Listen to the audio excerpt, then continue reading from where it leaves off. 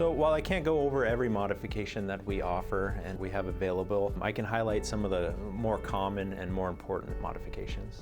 As safety upgrades, upgrading your system to category 3 to today's current safety standards, or maybe some quality control devices like metal detector, check weighing, having the robot automatically reject, adding a stretch wrapper to your system, or even just a simple end effector.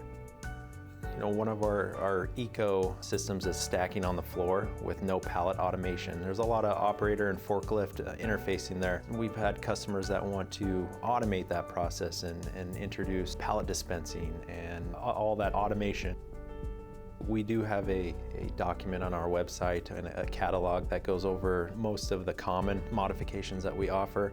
And even if there isn't a solution in our retrofit catalog, reach out and we'll develop a solution together.